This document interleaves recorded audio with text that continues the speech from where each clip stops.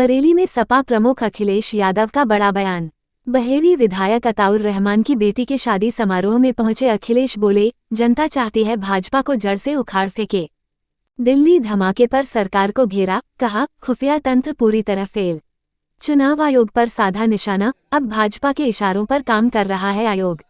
अखिलेश ने कहा, भाजपा ने देश की अर्थव्यवस्था चीन के हाथों सौंप दी है। साथ ही ऐलान किया कि समाजवादी पार्टी बरेली के विकास के लिए स्पेशल विजन मैनिफेस्टो तैयार करेगी। तेवर दिखाते हुए बोले, योगी जी जब कुर्सी हिलती देखते हैं तो कम्युनल हो जाते हैं। कार्यक्रम में सपा के कई वरिष्ठ नेता भी रहे मौजूद।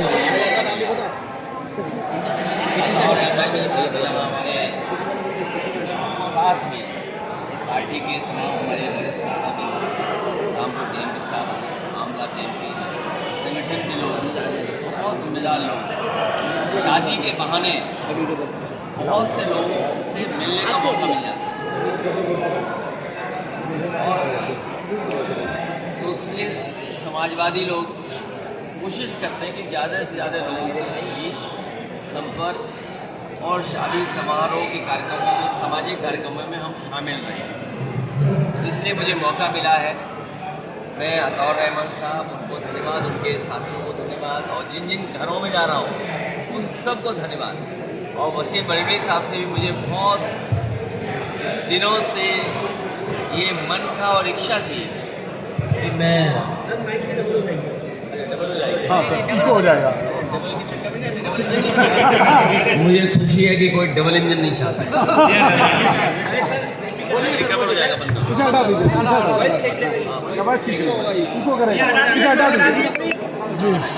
तो बहुत दिनों से इच्छा थी ये कि वसीम बरेली साहब के भी घर में हो। बीच में वो तकलीफ परेशानी में थे, मैं उनसे दिल्ली भी मिलने गया था।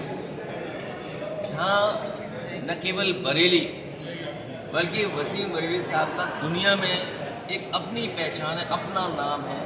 उनका जो हुनर है वो अपने तरह का है।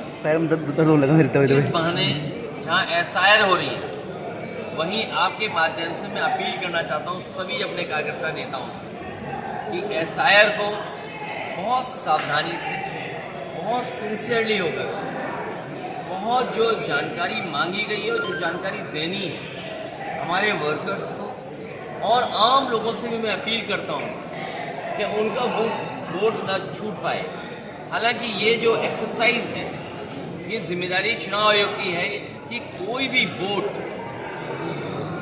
जो वोटर है वो वोटर लिस्ट में शामिल रहे और उस वोटर लिस्ट से उसका नाम न कटे।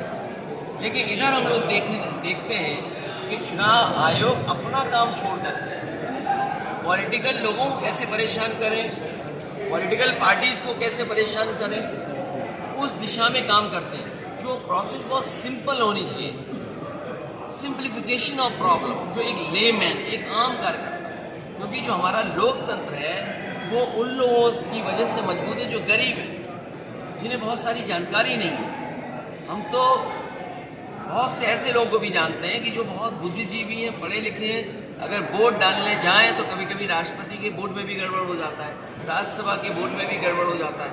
इसलिए जब एसआईआर हो रही है, पूरा रिवीजन वोटर लिस्ट के होने जा रहा है, तो बहुत सिंसियरली हम करें, इसको बहुत सावधानी से करें और एक भी वोट छूटे नहीं। हमें इससे डरना नहीं है, डटे रहना है, जिससे हम अपनी वोटर लिस्ट को ठीक कर सकें। हमें उम्मीद है कि चुनाव आयोग समय समय पर चीज़ें कैसे सुधरें और बहुत सिंपल कैसे हों, वो बीजेपी का आयोग न बन जाए।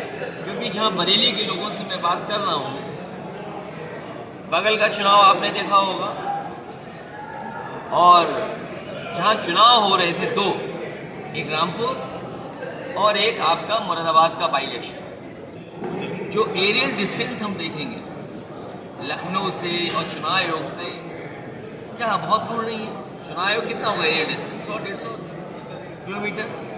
लेकिन क्या देखा हम लोगों ने? लाखों लाख लोगों को वोट नहीं डालने दिया। एक दो वोट नहीं, लाखों लाख लोगों को वोट नहीं डालने दिया। और उससे पहले एक्सरसाइज जो की थी रामपुर में, कि पुलिस लगा दी जाए, आप वोट डालने नहीं जा सकते। वो तस्वीरें हैं, वो वीडियो हैं। कोई ये चैनल नहीं कह सकता जिसका वीडियो ना हो, कोई पत्रकार ही नहीं कह सकता कि वो वीडियो फेक है, डॉक्यूमेंटेड है।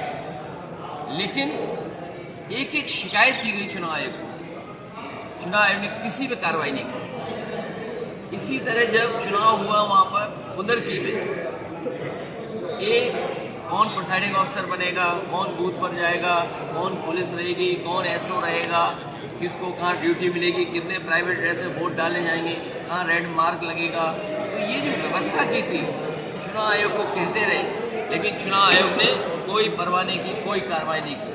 और मैं आपको दावे के साथ कह सकता हूँ, जो लोकसभा का चुनाव था, अगर कई अधिकारी बेईमानी न करते,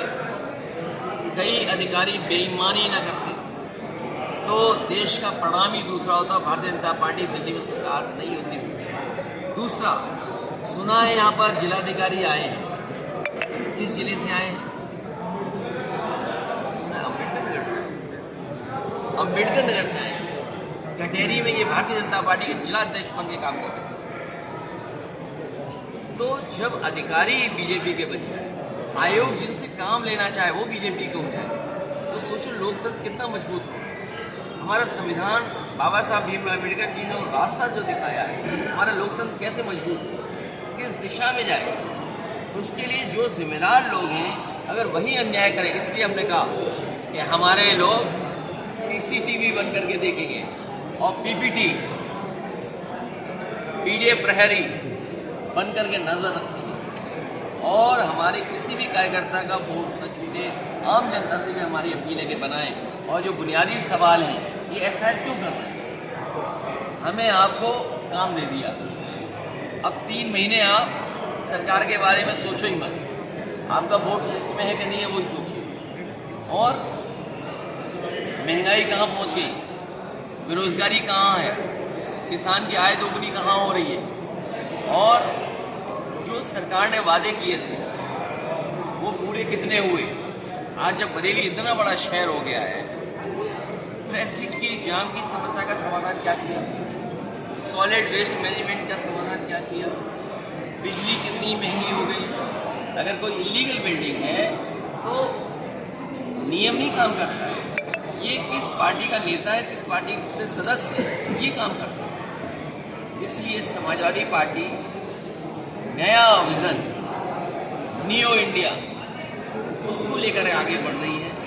नई पीढ़ी के लोग, नई उम्र के लोग, नए लोग इस देश को कैसे और आगे बढ़ाएं, उस दिशा में काम करें।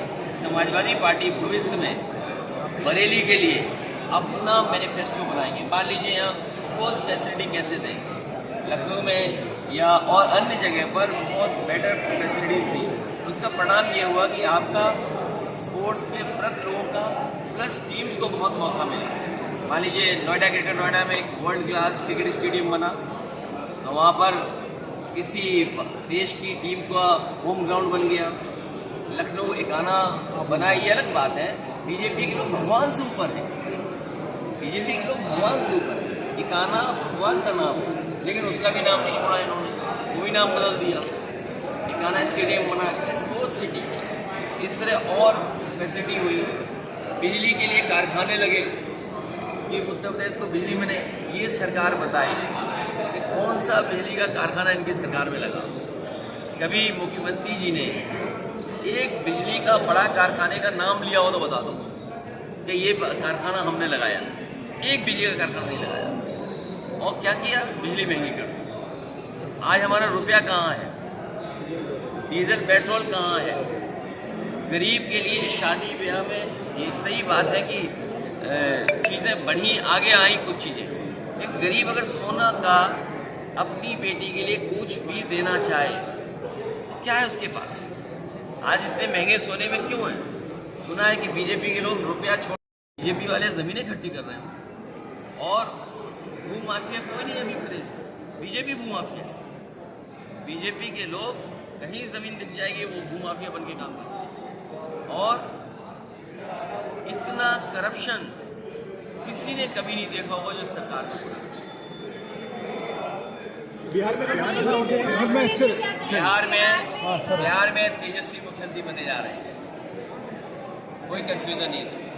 सर एक नहीं, अरे इन चैनल का क्या माने हो सर, दिल्ली में बिलासपुर में क्या कहना चाहते हैं? वो बातें हम दोबारा क्यों दोहराएं? जो बातें आप खुद जानते हो, खुद शर्मिंदा हो। हम तो लखनऊ में थे, प्रेस के लोग खुद शर्मिंदा हैं कि बताओ इतने अच्छे खासे हमारे हीरो को मार दिया। एग्जिट पोल एनडीए को बता रहे हैं, धर्मेंद्र यादव नहीं, धर्मेंद्र को मार दिया। धर्मेंद्र को मार दिया, बिल्कुल। हाँ। बताइए एग्जिट पोल जो है सपोर्ट कर रहे हैं एनडीए को। इतने बड़े स्टार के साथ क्या किया? कौन कौन चैनल मार दिया? इनका कहना हमने मान लिया तो हमने भी ट्वीट दिया। अच्छा, हम ही नहीं है, देश के बहुत बड़े बड़े नेता राजनाथ जी हैं। ने भी कर दिया। तो अब कैसे यकीन करें हम चैनल को? हम किस चैनल को यकीन माने बताओ? अच्छा, जो बम विस्फोट राजनाथ कह रहे हैं, वोटिंग से एक दिन पहले दिल्ली में धमाका होता है, क्या कहेंगे आप इस बम विस्फोट पे? वोट परसेंटेज 68% पहुंच जाता है। देखिए, हमारे देश के प्रधानमंत्री ने भारी मन से कहा है, बहुत दुखी होकर ये कहा है, और बाद में हमारे देश के प्रधानमंत्री उन तमाम पीड़ितों से, घायलों से मिलने भी गए अस्पताल में, और उन्होंने देश को आश्वासन दिया है कि जो षड्यंत्रकारी हैं, जिन्होंने साजिश की है, ऐसे लोगों का पर्दाफाश हुआ, खुलासा हुआ, उन पर कठोर कार्रवाई हुई। ट्रम्प इसके आगे क्या बचाया? ट्रम्प के टैरिफ के बीच में क्या अगर देश के सिंदूर टू होगा? प्रधानमंत्री बोल दें, उसके बाद क्या बचा है बताओ? अगर आपके पास कोई ऐसी न्यूज हो कि कराची कब्जा कर लिया हो तो बता दो। ट्रम्प टैरिफ क्या एग्जिट पोल एक बार देखिए, क्या ट्रम्प टैरिफ के बीच में सिंदूर टू करने की हिम्मत करेंगे? देखिए, मैं आपसे, मुझे नहीं पता कि आप जानते हुए कि अनजान बने हो, क्योंकि सरकार खुद जानती है कि जो बातें उन्होंने कही हैं, अगर हम वो स्वीकार कर लेंगे तो उन्हें वो भी करना पड़ेगा जो उन्होंने कहा है। उसके लिए तैयारी क्या है आपकी? इसलिए हमें सबको, जितने लोग हैं, सबको जो प्रधानमंत्री जी ने कहा है उस पर भरोसा करना चाहिए। उन्होंने भारी मन से और दुखी होकर के कहा है कि ऐसे लोग, जो लोग साजिश षड्यंत्र करते हैं, उनके खिलाफ कड़ी कार्रवाई होगी। ओम प्रकाश राजभर ने कहा है कि क्या एग्जिट पोल एक बार फिर जरा साबित होंगे? प्रधानमंत्री 5 मुख्यमंत्री और 50 मंत्री मिलकर लड़ रहे हैं। इसका जवाब मैं नहीं दे सकता, इसका जवाब हमारे मुख्यमंत्री योगी जी दे सकते हैं। सर एग्जिट पोल एक बार फिर गलत साबित जो होंगे? जवाब हमारे पत्रकार साथी मांग रहे, तो जवाब मैं नहीं दे सकता। अखिलेश जी, ये जवाब तो हमारे मुख्यमंत्री जी दे सकते हैं। अखिलेश जी, शाहजहाँपुर में 36 मकानों को बुलडोजर चलाया, एक माँ चीख कर कह रही है मेरी बेटी के साथ। देखिए, ये जो बुलडोजर कल्चर है, इसको कभी कोई स्वीकार नहीं कर सकता। अनकॉन्स्टिट्यूशनल, अनडेमोक्रेटिक है और बहुत ही खराब फैसला है। सुप्रीम कोर्ट ने समय समय पर सरकार को कहा है कि बुलडोजर संस्कृति नहीं हो सकती है, बुलडोजर सॉल्यूशन नहीं है। 25 नवंबर को अयोध्या में ध्वजारोहण कार्यक्रम हो रहा है। क्या वो तो कार्यक्रम चलते ही हैं। अब मान लीजिए नया साल आएगा, उसको कौन रोकेगा? क्रिसमस आएगा, कौन रोक लेगा? तो त्योहार कार्यक्रम तो चलते ही होते हैं, होना भी चाहिए कार्यक्रम। बिहार में चुनाव निबंध चुका है, 27 के चुनाव की क्या तैयारी है? क्या अकेले चुनाव लड़ेंगे या गठबंधन के साथ?